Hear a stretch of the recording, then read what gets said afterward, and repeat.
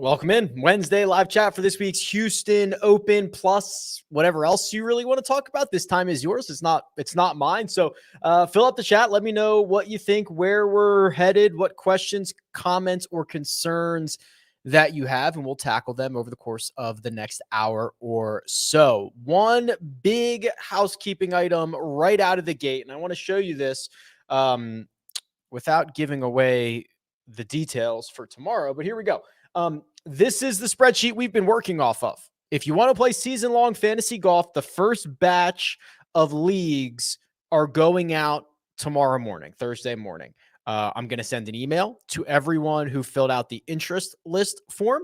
So if you have filled that out, I will be emailing you tomorrow morning. If you have not filled that out, I think producer Mina can get it in the description, the link to that form, so that you can be included on that email tomorrow. But what you'll see as of right now, over 40 different leagues are available. Some are 8-teamers, 12-teamers, some are snake drafts, some are rotisserie, all across different entry levels. So we've been working tirelessly over the course of the past couple of weeks to create as many of these fantasy leagues as possible. This could not be done without people are volunteering their time and energy to create these leagues, make sure they're up and running for the community. It's unbelievable. So couldn't be done without the commissioners. I'm hoping these spots fill very quickly. There's probably going to be about 250 spots or so available tomorrow morning, including leagues that I'm in, right? As of right now, there are 15 spots in leagues that I'm in that I'll be the commissioner of across different entry fees. So those are available. And I hope these fill quickly, and then we'll open up some more after that. But again, big thanks to all the commissioners. There's a long road ahead, right? There's probably going to be bumps in the road, but we're figuring it out, and we're doing a really good job here. Okay, let's jump into it. Hank Hill says, any 6K guys that you like for GPPs? I like Dylan Fratelli, but other than that, no one catches my eye. This is kind of the big story of the week for me. The 6K range is pretty garbage, right? There's not a ton that I feel super excited about.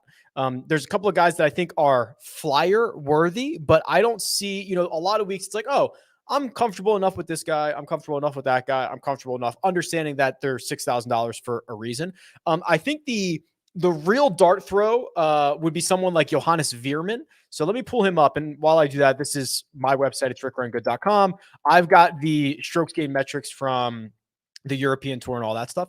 So you'll see he's a pretty stout little player, right? So he finished T11 in Mallorca a couple of weeks ago. He drove it very well. To me, from this stat profile, and I'll admit, like, I've never seen Veerman swing a golf club in my entire life, but looking at his stat profile, it's pretty positive. And he doesn't have any huge strengths in his game. He doesn't have a ton of weaknesses, but I'll tell you what, he has gained strokes from tee to green basically every event for like 19 out of 20 events, something like that. He had a tiny, tiny loss in the Czech Republic. He had a tiny, tiny loss at the Dutch Open. Other than that, and he lost at the Scottish Open. Other than that, it's been positives from tee to green. So that's the one guy, because I think if you're venturing down to that 6K range, you might as well find somebody that nobody else is all that particularly interested in, right? Because I don't think there's a lot of clear options, and ownership isn't really trending in any direction. In fact, Mike Cavalunas, who does the ownership for RickRunGood.com,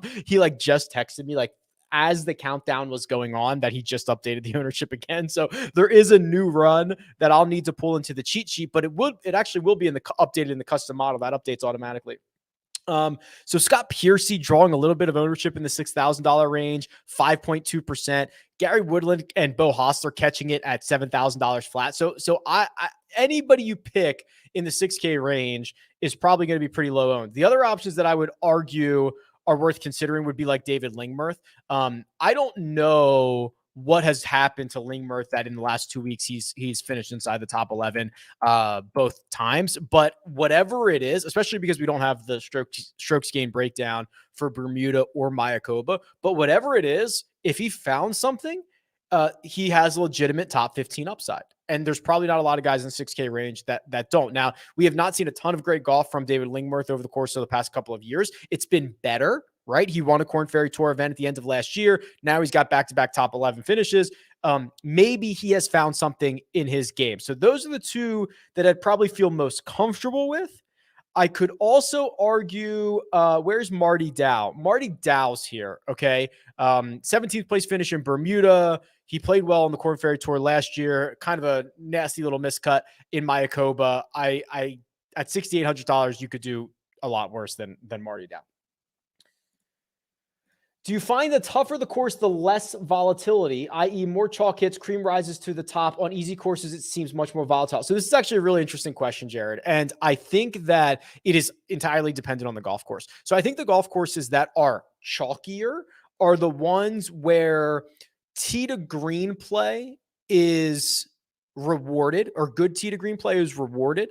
I think of Torrey Pines a lot, right? Torrey Pines is a golf course that asks you to hit a lot of long irons, high long irons into greens. And if you miss the fairway, you're in thick rough, and like, it's not fun. And I think you generally get some pretty stout winners around Torrey Pines. And I think that does a good job, or at least a decent enough job, especially for courses that we see every year, of deciding kind of who the best players are. This golf course, while difficult, has a different way of separating the field, in my opinion. And if you look at the model would kind of agree with this statistically as well, that this golf course separates itself on and around the greens. The Tom Doak redesign, where they removed a lot of the bunkers and now it's just short grass around these greens, offers some really, really tricky situations into these green complexes.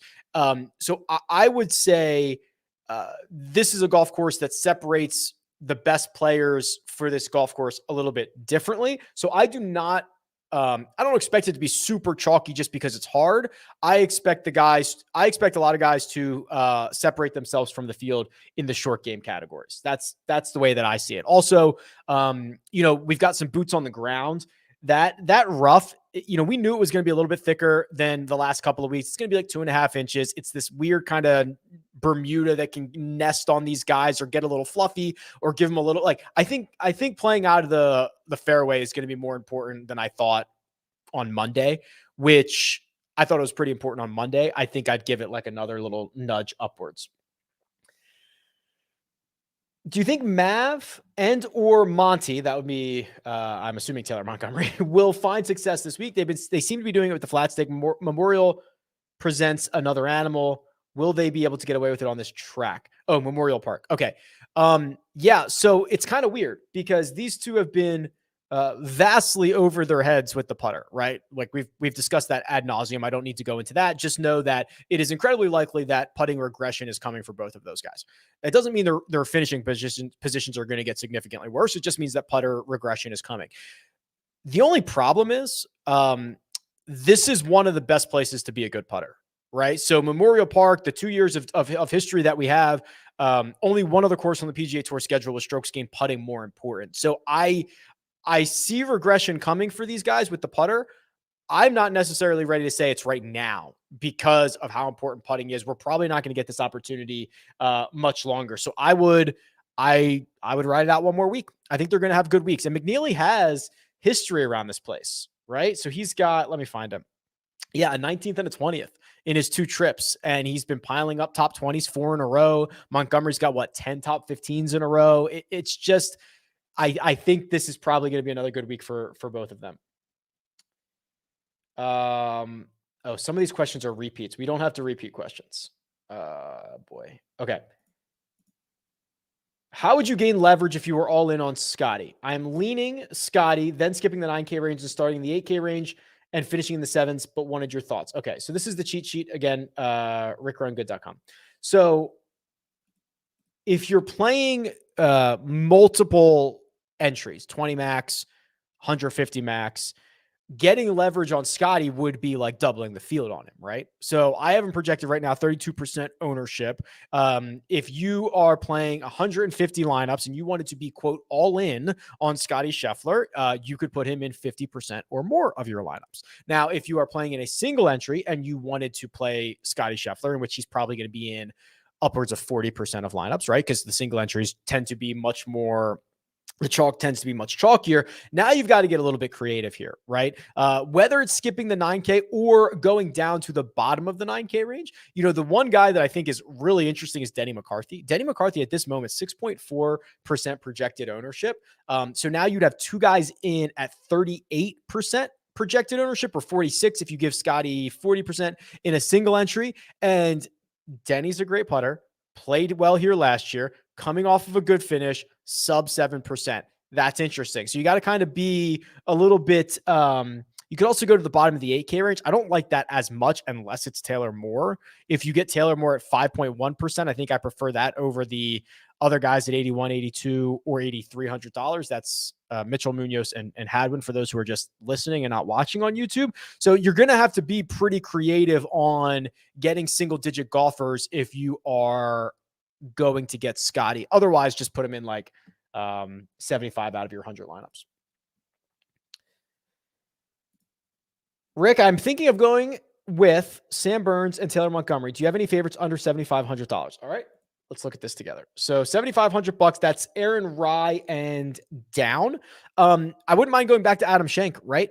12th in Las Vegas, 16th at the Zozo, 29th in Bermuda, and he finished inside the top 30 here last year. I wouldn't mind that. I'm not super excited about it. I think he could hemorrhage a lot of strokes around the greens, but I think that he is a decent option. Robbie Shelton. So we've been following Robbie quite closely, and actually I'll pull up his golfer profile because I think it's better to actually do a little bit of a deeper dive into Robbie Shelton. So he misses the cut at Mayakoba, which ended a really good stretch of golf that had a win and a bunch of top 25s, and even the Bermuda Championship result, the T23, was better, in my opinion, than what that ended up being. He was like the 36 hole leader, one shot off the lead after 36 holes. The other thing is he is super stout in the short game. I mean, look at these numbers. So he doesn't have as many rounds as everybody else, but what we do have, he's nearly gaining a stroke per round in the two short game categories, which is like legit. And now you're going to the golf course in which you could argue the short game categories are more important here than a lot of other places. If you can forgive the miscut, it's still a really good stretch of 8 tournaments and a golf course that should allow him to lean into his strengths. So that's another guy who shows up well.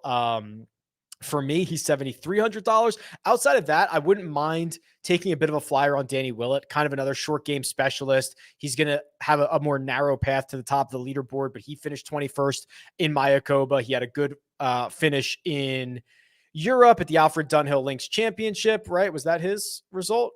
Oh, I'm sorry. I was looking at the wrong column. At the Fortinet, the event he probably should have won, right? And before 3-putting on the 72nd hole and Max Homa chipping in on him. So I wouldn't mind going back to Danny Willett either. And while I'm here, actually, someone tweeted me, was like, hey, can you do a deep dive on Cameron Champ? Sure. I don't think this is the spot for him, right? I just really worry. Like, what do we know? We know that Cam Champ is incredibly volatile, if not one of the most volatile golfers on the PGA Tour. Legitimate high upside, but can miss 5, 6, 7 cuts in a row, which he does regularly. The place that he hemorrhages strokes, short game. He is not very good on approach, and I'll tell you what, his driver hasn't even been as good. So this is a bit of trouble for me. Let's see what he's done here in the past.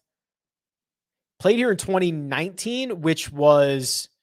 So hold on, 19, 20, 21. This was at GC of Houston. This was not at Memorial Park. Finished T23. So he doesn't have any starts at Memorial Park. So there you go. Whoever tweeted me and asked for that, there's your deep dive. Dan says, stars or scrubs or more balanced? I probably prefer the balanced build. We already talked about like the 6K range is horrible, right? It's just really bad. The 9K range though offers a lot, and I actually think there's a lot in here that is good for GPPs. Denny McCarthy at 6.4%, Sahith Tagala 4.2%. So like let's look at Sahith. Like both those guys together, 10% owned. What do we always say? Oh, wait, no. Somebody said the line that I always say about Sahith, I'm not allowed to say anymore.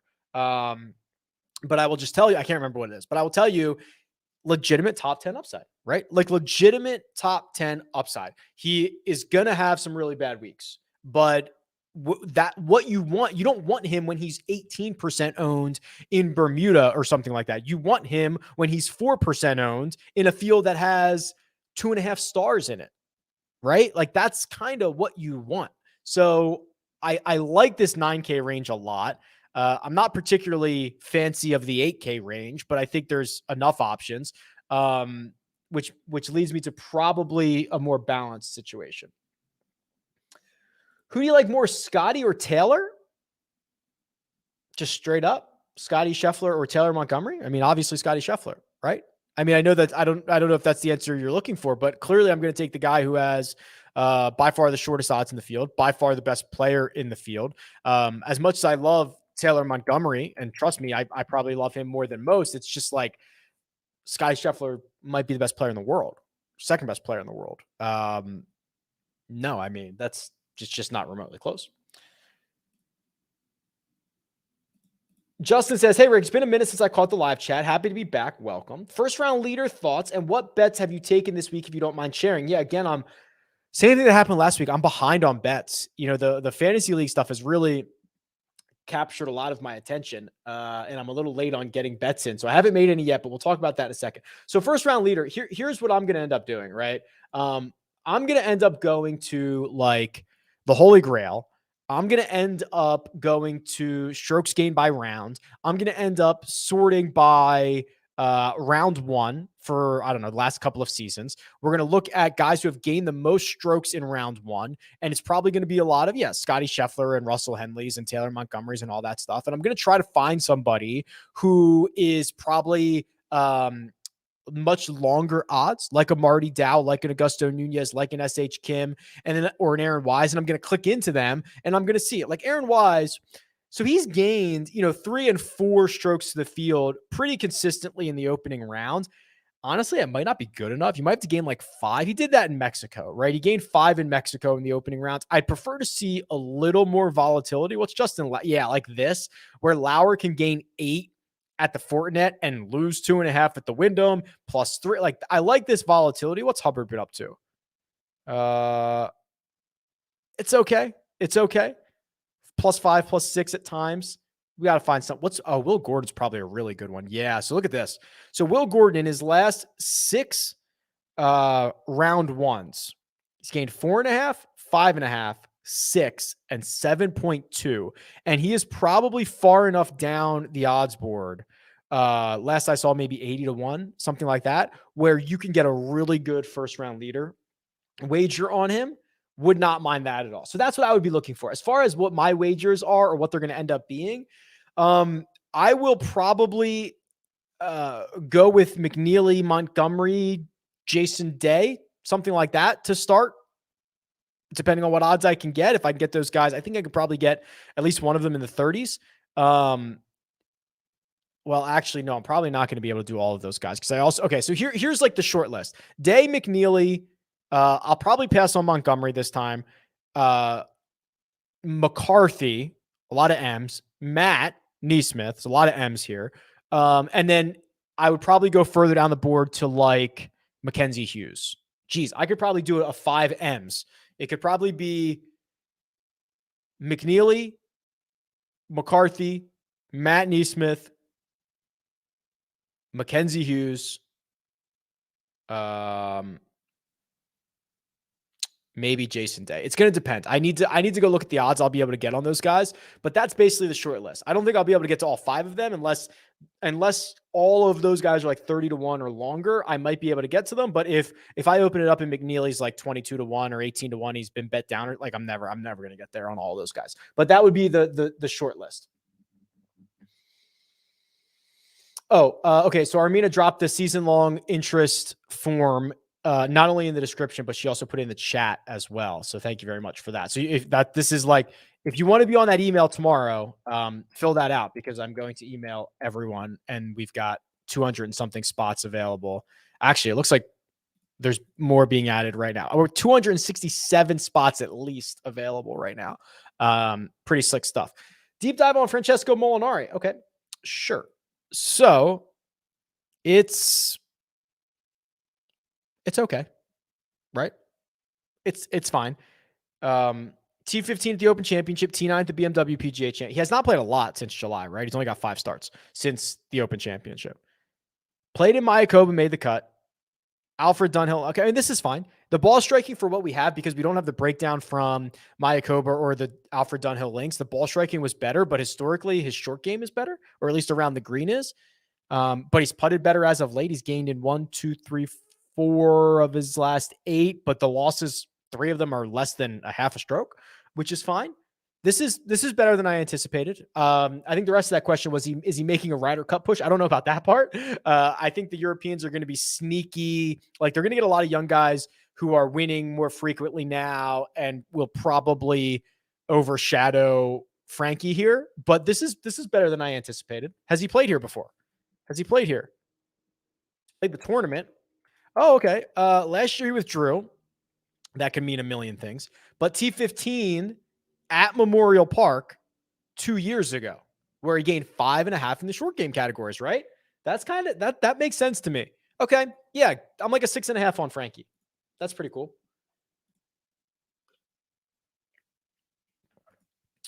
Steven says, yo, Rick, I think Russell Henley's live to go back to back.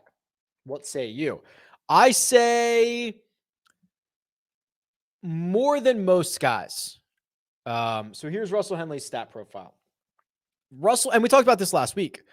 Russell Henley's 100 round baseline or 200 round baseline or something like that was probably 5th or 6th best in that field last week. And especially doing it in a way like the ball, like the approach play and stuff like that. So Russell Henley longer term form is better than a lot of these guys. Here's last 100 rounds sorted by approach play. It's Scotty Scheffler. It's Russell Henley. Sorted from tee to green, Henley is 3rd behind Scotty and Finau. Okay, so yeah, his baseline is already pretty darn good compared to the rest of the field. Now he's won this event, but he didn't win it here, right? He won it in like 2017, I want to say. I'll pull it up here. Yeah, he won it here, 2017. But he has a T7 at this golf course and a T29. So, yeah, I mean, I know I don't think he's going to win, but I do think that him winning is more likely than a lot of guys trying to go back-to-back. There's a lot of good stuff here. Long-term form, course history, all that. Okay. No love for Austin Cook, question mark. Honestly, I have not even thought about Austin Cook. So, let's see. Let's see what Austin Cook has been up to. Has made 2 cuts in a row. Misses 3 before that. Played okay at the end of the Korn Ferry Tour season. Did not play particularly well down the stretch of the PGA Tour season, but his strengths lie in the short game categories. How's he driving it? Accurately. Okay. This is probably a better spot than most for him, but I don't think it's great because I think his baseline skill set is not all that great. Right. But I think if you're looking for Austin Cook courses, like, he should be circling this one on the schedule because it's a good spot for him. But does that mean instead of finishing T42, he finishes T28? I don't know. But better spot than most to run out Austin Cook. Who are the 1 or 2 guys you've warmed on or cooled on this week? Okay, this is always hard for me. So I think I've definitely warmed on Russell Henley. Talks about that. I'm warming probably more on like Denny McCarthy, who is just sitting there at 6% ownership, and I completely get it. Guys that I'm cooling on, this is always a little bit harder for me. I'm just looking at the cheat sheet. So you can look at it with me too. I don't think I'll end up getting much exposure to Aaron Wise, right? And I think if you've been following along for a while, I'm a big Aaron Wise guy. I get it, right? Like, I get it. I want to buy stock in him.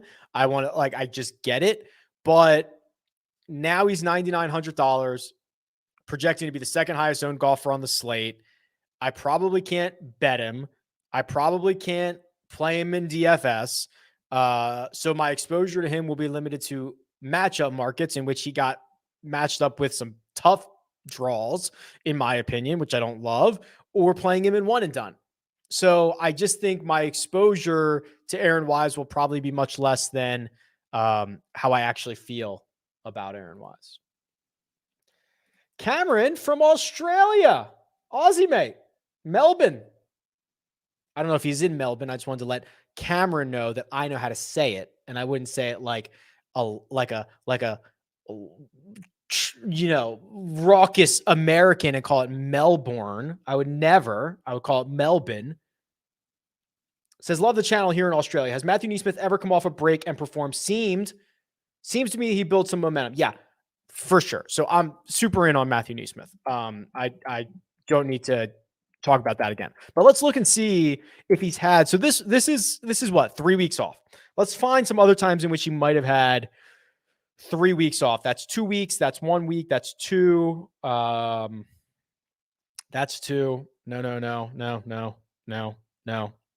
Here, RSM to the American Express. That was a couple of months off. That was at the end of last season. He missed the cut and was slow out of the gate after that. Is there any other time in which he has missed or he has taken like 3 weeks off in a row? Wow, he plays a lot. Not really. That's 2 weeks. Oh, wow. Guy plays a lot. RSM to Sony. I mean, every time he starts the new season, he misses the cut in his first time out, it appears. How often has he done that? Okay. So here in 2019 to 2020, he finished T32 at the Sony Open. There's really not a lot of evidence of him taking 3 weeks off as of late. So that's really the only concern. Is he going to be able to knock off the rust quick enough? Great show as usual, Rick. List or Rye? Like it has to be Rye, right? I'm just going to assume, but I will also throw it in the head-to-head matchup tool for you, and we'll do the last 36 rounds. I have not looked up Luke List's stat profile in a while, but last checked, it was horrible. And if you are going to need to be sound around the greens, I think you're in big trouble here. The head-to-head matchup tool has Aaron Rye winning a 4-round matchup 61% of the time against Luke List. And Rye gains 1 or more, 2 or more, or 3 or more strokes much more frequently than Luke List does. So I'm going with Rye. The matchup tool also goes with Rye. The new model is awesome. Love the new additions. Yeah, thank you. Here it is. I love it too. It's amazing and only going to get better. I've got a lot more in store for this and the rest of the website. But yes, I'm very excited about the new custom model. Can you do a deep dive on Danny Willett? Sure. Englishman who has won the Masters, decent around the greens, and has played well enough to give me slight interest. That's your shallow dive. Hey, Rick. I just emptied my gambling account onto Taylor Montgomery plus 100 over Mav McNeely. Mistake thoughts? We can run it through the model. I'll tell you, but like my opinion is these guys are the same guy, right? They are both playing over their head with the putter. They're both racking up great finishes. I just think they're so similar. Let's see what the tool says. Let's just last 36 rounds. Taylor Montgomery, it's the side that you have versus Mav McNeely. Wow. I have Montgomery winning it often, 70% of the time. That's a ton. So maybe you've done the right thing here. Let's go last 24 rounds because that might be better for McNeely. That's really not. Montgomery's been awesome. It's just they're both putting absolutely insane. The good thing about Taylor is that he has another elite skill set, which is he drives the ball so far and he drives it so well, which is probably why he'll continue to have success even when the putter comes back down to earth. So you might be on the right side of this one. Good luck. Who are the best players overall short game in the field? Okay, so I guess I could add a short game column in here, but let's just do around the green and then find the good putters as well. So basically, Sung Yul No, he doesn't have a lot of rounds, but he is gaining a half a stroke around the greens and a third of a stroke with the putter. Let's see. Robbie Shelton, who we already talked about, nearing a stroke per round. Andrew Putnam, over a stroke per round. 4/10 around the green, 7/10 with the putter. Peter Malnati's up there. Harris English is up there. Tony Finau, believe it or not. That's another thing. I'm like back in on Tony for this week. That miscut last week was about the best miscut you could have ever have gotten. And for all the accomplishments that Tony Finau has had over the course of his career, but also in the last couple of months, people don't realize how good his short game is. And evidenced right here as we go through the stats. Danny Willett is in here. Denny McCarthy is in here. Mackenzie Hughes is in here. Johannes Veerman is in here. A lot of that is DP World Tour data. So those would be the guys that I say. Well, I don't say it. I literally don't say it at all. I'm just reading off what the stats say. Okay, so here's the question. Thoughts on Harris English, which is kind of a nice little segue. So I personally believe he looks like he's getting healthier. He looks like he's getting better. He played the first 2 rounds last week. I guess I could look it up, but we're much better than his final 2 rounds. He was kind of in the mix through Friday. He finished T32, but that's one of his better results as of late. You're starting to see him plug the gaps, right? This stat profile, going on last year, like this is the best version of Harris English we've ever seen, the summer of 2021. Then he got hurt, and we just saw a complete disintegration of his skill. I mean, this is horrible stuff. Losing across the board. That now we're starting to see him break out of this. He's gaining in the short game categories. He's patching a bit here on approach in Las Vegas. He gained again, small amount at Congaree. Like, he just needs to find the driver. He's a driver away from being certainly serviceable again. And I'm okay if you want to be early on him, right? I'm okay if you want to be early. Has he played at Memorial Park before? No. So T4 in Houston in 2019, but that was Golf Club of Houston. Pretty good, though.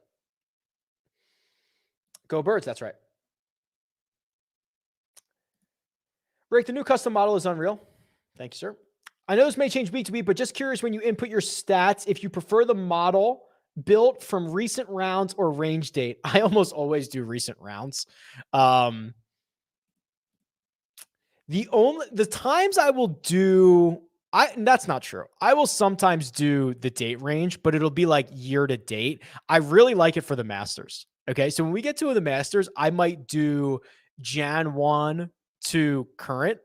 There's a weird little nugget about guys who play well in the 90 days leading up to the Masters, and then they go on to win the Masters. It's actually shocking how good that trend is.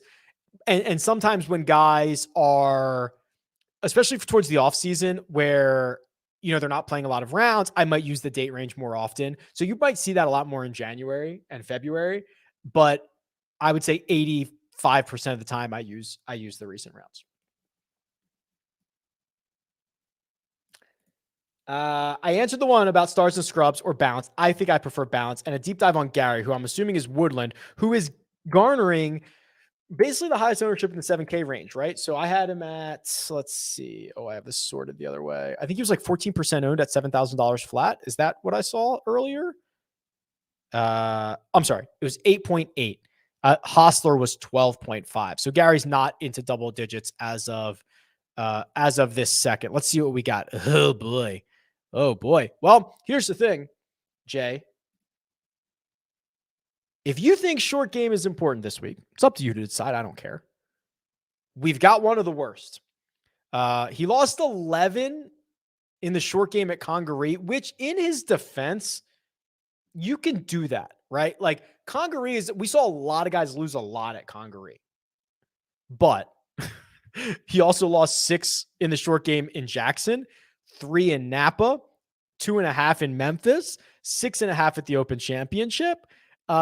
Big time loser in the short game categories, which is concerning. So if you believe that's important this week, Gary Woodland might be up a creek here. What's he done at Memorial Park? Oof. Yeah. Missed the cut in his only start, and was horrible. He lost in basically every single category.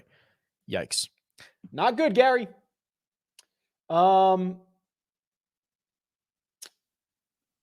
model is legit. Thank you.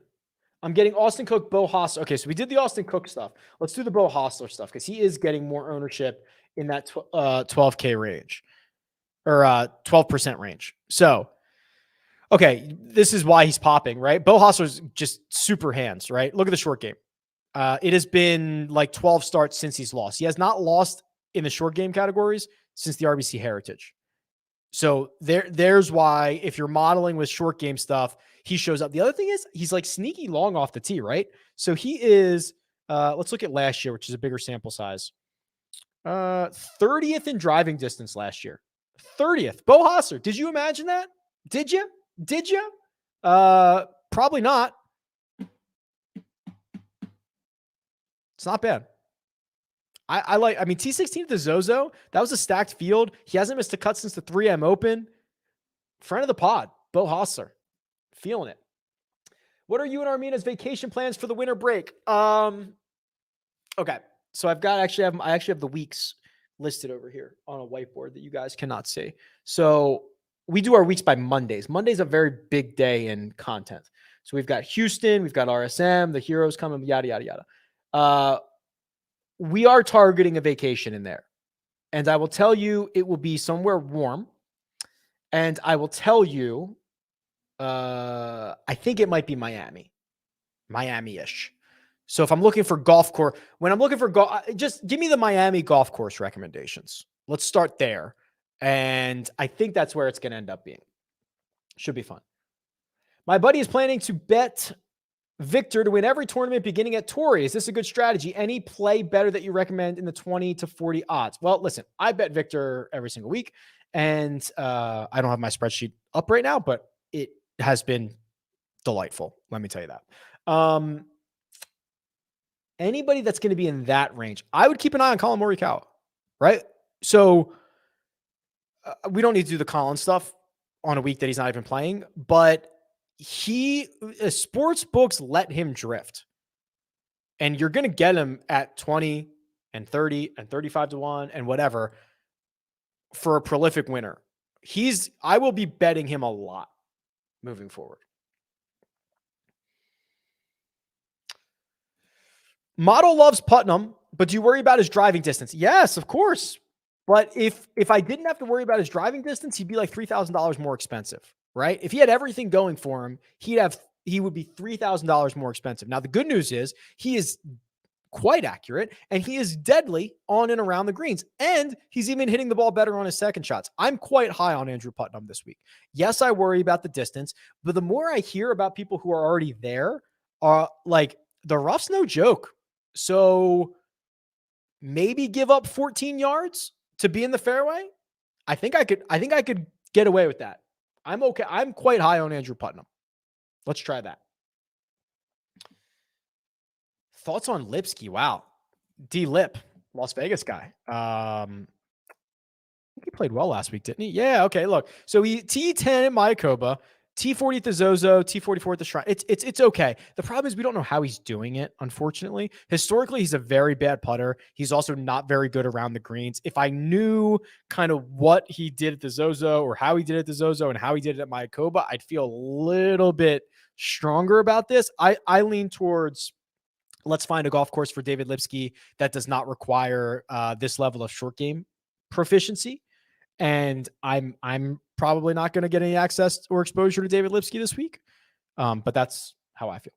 I mean, think about the stark contrast of going from the short game areas at Mayakoba where the ball sits up for you and literally, no offense to my bud Vic, can win the golf tournament twice, to this place where you are going to have to be so stout.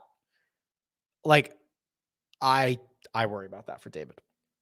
I'll be in Vegas this weekend playing the Mediocre Golfers Association World Championships. Will you be at Circa Friday or Saturday night at all? Would love to grab a drink with you. Unfortunately, Jim, we will not be in town this weekend. We are on the road again. So unfortunately, no. We will be somewhere else on the West Coast. But if anybody like this comes up a lot where people are like, hey, are you if you're in town and like, are you going to be at Circa? Like, I'm kind of at Circa a lot. So I've met up with a lot of people. It's been great. I just lost my spot. I hate when this thing jumps on me. Hold on. Give me 1 second. Brent says, click the like button. Weekly trophy discussion. I'm not a big fan of the cup trophies, but this one combines some architectural space motives that make it pretty modern and unique. Yeah. So hold on. Let me look it up. Remember when Jason Kokrak was hoisting it with Orbit? Remember that? The Astros mascot? That was pretty elite. Okay, so let me see if I can pull up the trophy so we can look at this. Okay. It's strong. I'm not generally a fan of like the all silver or like crystal. I know this isn't crystal, but like this is strong. Great size. right? Jason Kokrak's a big guy, and this is from his chest to over his head. A big, heavy trophy is certainly something that should be included. It has the Houston Astros logo on it, which I know that they go into this is a lot of this is put on by the Houston Astros Foundation, I believe, and it's why the color scheme and the logo is all that it is. But that's kind of the problem with this trophy. You have one of the best logos in golf, right? That Houston Open logo. Like, get me some color. Lean into that. Go use that. I love that. Okay. Any prize picks that jump out at you? So last time I checked, they weren't live. Okay, here we go. Ooh, strokes. Ooh. Okay. Here are the prize picks for this week. They are giving a lot of respect to the golf course, which I think that they should. Sepp Straka, I'll tell you what. Sepp Straka, under 70, McNeely under 69.5. Those are interesting. It's a par 70. Remember that. Obviously, guys are going to shoot under par. Birdies, though, might be harder to come by. 4.5 birdies feels like a lot on a golf course where this is the second set of hardest par fives on the course, right? And you've got some long par fours. I don't mind taking the under on Burns 4.5 birdies. And then the birdie matchups are just always insane. Finau over Molinax. Yep. Wise over Svensson. Yep. Henley over Champ. Yep. Right? Like, those are the money printers. There's a link in the description. Use the code Rick at PrizePicks. Gets you a deposit bonus. Gets you all the fun stuff. Helps me out. Much appreciated. Are the fantasy leagues open to us Aussies? Yeah, as far as I'm aware, right? So the software that we're using, Fantrax, I don't think stops anybody from signing up because they also don't take any of the money. So I would maybe find one where either your commissioner uses, your commissioner is going to hold the funds, or I don't know if LeagueSafe might not be open to anybody outside the US and Canada. There will be options for internationals. Just find the ones that work for you. Maybe, I don't want to say, like, I don't want the commissioners to hold the money. I've encouraged them not to, but for the internationals, that might be a little bit easier. Or the Fantrax treasurer, that might allow Aussies. But yes, there's nothing like inherently stopping the internationals from playing. Do you like that I keep calling you guys the internationals? Is that no? Okay. The internationals. Okay, Dave, this is a good question. So it's a question in regards to Harry Hall. I've got stats and I've got not stats for Harry. So let me pull this up here real quick. So missed the cut at Mayakoba, T63 in Bermuda. The only good start that he's had this season is his home course in Las Vegas, TPC Summerlin. He also Instagrammed something like this morning saying how tired he is, saying that he's never played this much golf before, that he has considered taking the next 2 weeks off and just starting his off season. And he said he's gonna grind through it. That's not necessarily what I want to be hearing from a guy I'm going to be investing in, especially with the only good start, or, really good start that he's had this season has been at a place he's probably played more than any other golf course. That's a bit worrisome. I'm expecting Harry to, and he's not wrong, right? He's had to play so much golf. He's had to play basically every week on the Korn Ferry to secure this card. I'm expecting probably 2 not great weeks from Harry, and then rest up, get right, and be a lot better in the new year. That's what I'm expecting from Harry. Davis Thompson or Brendan Steele? Actually, Davis Thompson has probably been better than especially myself or most people would consider. Anybody any idea what Davis Thompson's been up to? 3 starts this year. T9, Napa. T67 made the cut in Jackson, and a T12 at the Shriners. And in that, he's been basically gaining in every category. He had 1 bad putting week in Jackson, but had 1 really good putting week at the Fortinet. His ball his ball striking's been splendid. His tee to green game, splendid. Talk about guys who are well rested, right? He hasn't played in a month, competitively at least. This is a lot better stat profile than I think a lot of people will think. Steele, I am at like, what are we going to do? Ask Brendan Steele to gain 7 strokes look at this. I mean, he's a short game hemorrhager. I'd go with Thompson. Cook, Gligic, or Martin? I think it's probably Cook. I like Adam Hadwin this week. Is that crazy? Well, I don't know, Chris. Is it crazy? Probably. So you need a ceiling approach week from him, which is what you got in Las Vegas, 5.5 strokes gain there. The putter can pop, obviously. Short game is not great as of late. I'm out. For those reasons, I'm out. I think he's fine. It's just like, I'm not excited. Shouldn't I be excited about the guys I play? My favorite build is leaving me with 3 golfers at 7K average left. Can you rank your top 4 or 5 between 7,100 and 6,900? Sure, Brent. No worries, mate. No worries, mate. Okay. I would say, let me just start throwing out names and then I can put them in order. Chesson Hadley, Bo Hostler, Steven Yeager, S.H. Kim, Frankie Molinari. So that's 5. Now let me think about what order to put these guys in. Bo 1, Hadley 2, Yeager 3, Molinari 4, S.H. Kim 5. Good luck. Thoughts on Ryan Palmer? Ugh, probably not much, but let's do it. Everybody always wants to play Ryan Palmer when we get to Texas, right? Like 5 times a year. It's like, it's Palmer, it's Texas. It's not, this isn't good. He was great to Byron Nelson. Where was that? Texas. I know. That's the last time he was great. He is currently slightly above average in most categories.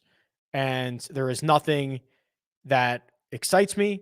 There is nothing that worries me.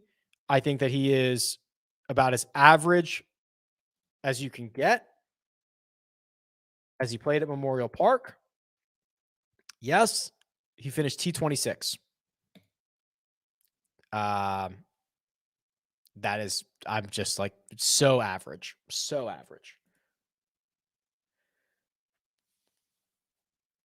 This is a good call. Is the Tony 13% projection going to lead to steaming him? And it's 20%. Sorry, guys. When everyone sees it, leading to burn 17 to 20% ownership. Look good again. Yeah, I mean, that's valid, right? How much steam could Tony get tonight? Could he get 6%? It's possible, right? Joel Damon. That was like Joel Damon last week, right? Just caught steam and was 7% higher than everybody thought, which happens all the time. But I think there's a lot of bitter Tony miscut people who look around and say, you know what? Forget this guy. I'll either just pay up for Sam Burns or Scotty Scheffler, or I'll get Aaron Wise, Taylor Montgomery, Matt McNeil. Like there's just, I don't know what the path to Tony getting steamed is outside of, like 100,000 people watching this show and being like, oh yeah, no, that was a good miscut. I agree with Rick. His short game is better. I'm going to play him.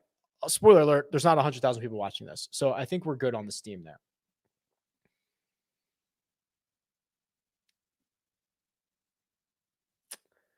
Ray asks about, I'm assuming this is Ben Griffin because Lonto is not in the field. Lonto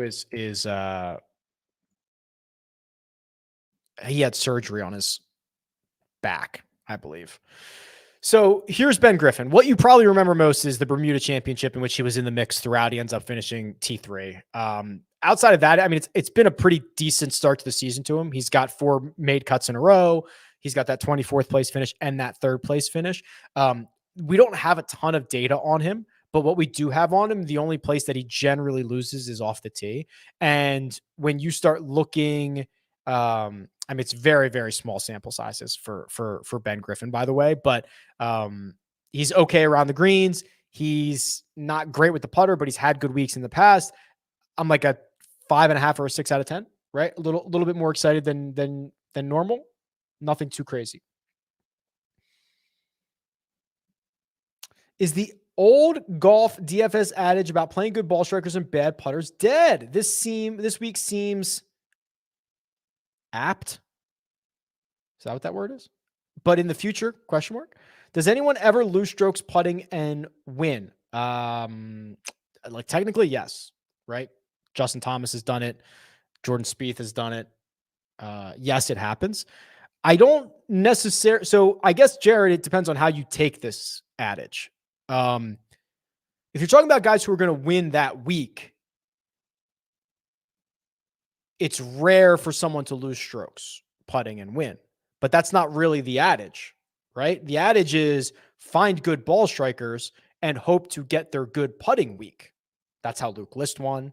That's how a lot of guys, Keegan Bradley just won, right? Like that's the adage. It's not that someone is going to win losing strokes with the putter. It's that you're going to find the volatile week. And also you're going to give yourself the higher floor, right? I mean, look at the money list and compare it to the guys who drive it well. Look at the money list and compare it to the guys who are great on approach. Now look at it and compare it to the guys who putt well. Like none of those guys are on the list, right? So I think it's just how you interpret that. What would be your one and done strategy if you are towards the bottom of the pack this early in the season? Nothing. As long as your season doesn't end next week, I would not change until we got to like the Masters. Then I would start doing things differently. So nothing. Pick who you think is best. David says Dubai Desert Classic has the greatest trophy. That's pretty good. Excuse me.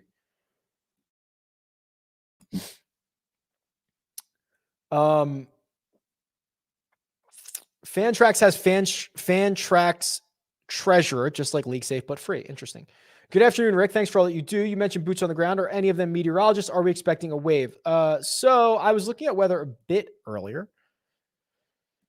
Here's what I see. Not a meteorologist here, but I don't think there's going to be an advantage, right? So you've got Thursday. All day Thursday is pretty much the same. Friday afternoon, you could get you are going to get like overnight or evening and overnight thunderstorms on Friday. It kind of just depends on when they roll in. If they roll in at here 6 o'clock and that's when the wind goes up, like those guys are off the golf course, right? It doesn't matter. If it rolls in at noon, though, now it's kind of a little bit of a different story. So I don't think, and we can keep an eye on this kind of closer, that there's a huge wave advantage. But if you wanted to play one, I think that PM AM has the potential to be slightly better. Also, shameless plug, and I'll get myself out of the way.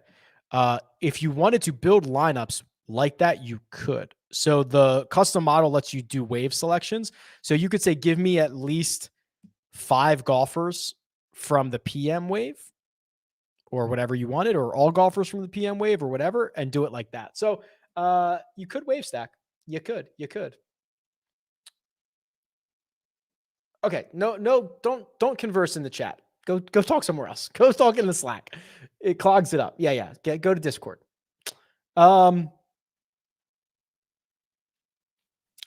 Any love for Burmeister? Yes, I was super high on Burmeister last week. That worked out very well, didn't it? Oh, Dino. Let's see. Burmy. Yeah. Look at this. Whoops. Sorry. Not a very good clicker right now. Playing well all over the place, right? He's got a couple of good starts on the PGA Tour in order. 437th, 32nd. Played well at the end of the Korn Ferry Tour season. You're right. He carries it all over the globe. I completely agree. Stout little skill set. Well-rounded golfer. Not a great putter, but tiniest of positives. Not a great approach player, but tiniest of positives. And he's great off the tee, and he's awesome around the greens. So yeah, I was big on Burmy last week, and we'll be big on Burmy this week. There should be 100K watching this, says Brent. For your sake, but for our sake, is greatly benefited from the community we have right now. I agree. The community is actually pretty sick. I don't know how we got to this point, but the community is pretty sick. Appreciate it, Brent. We'll do we're running out of time. That's okay. We'll keep going. Carl, you on. Here's Carl. I worry about this, right? So what do we know about Carl? The ball strike. Oh, he got a new headshot, by the way. That's new, right? Great ball striker. not great on and around the greens. I think he will get punished around these greens. Like if he lost 3.5 at TPC Summerlin, which I will tell you from experience, I get that. There are spots at TPC Summerlin where short game, like it kind of sucks. Like it's kind of troublesome. Nothing compared to what they're going to get this week. So if you're losing 3.5 at TPC Summerlin and 1.5 at the Country Club of Jackson, I am quite afraid Memorial Park is going to eat you alive. That would be my worry.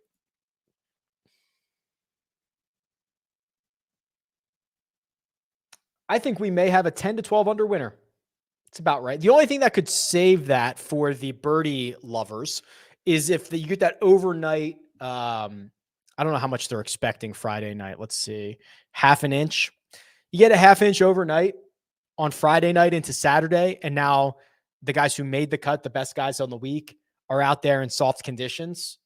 Maybe this gets pushed to 15 under and the weekend scoring gets a lot better, but I think it drains pretty well at Memorial Park. I think they've got a good drainage system set up. Cause I think they redid it in the redesign. I think they did some functional stuff as well. So I agree. I think the first 2 days are going to be tough as well. Rick, wave stack ? Interesting. I thought all lineups locked at first tee off. Well, they do, right? Lineups lock, but that doesn't mean you can't wave stack, right? You could just choose guys that are going to play in the afternoon or vice versa, whatever you want. Okay. I'm trying to think if there's anything else I had to announce before I get out of here. The fantasy stuff. I'm sorry. I do have one other thing. My bad. I meant to mention this earlier. I created a Twitter handle called Run Good Fantasy. It looks like this, where I'm going to be putting out all the updates and stats and like filling spot. I didn't want to like bombard everybody who follows me on Twitter with fantasy league stuff if you're not interested in that. So this will be a kind of a community resource where it's like, oh, Bill needs 2 spots to fill his snake draft that starts tomorrow. Or, hey, here are some ideas on trophies or punishments or whatever, right? So it's a way that we can kind of keep all of that in a better place for those who are looking for that information. So it's at Run Good Fantasy on Twitter. I will use that. Otherwise, have a great Wednesday, I suppose. Producer Mina does all the hard work behind the scenes.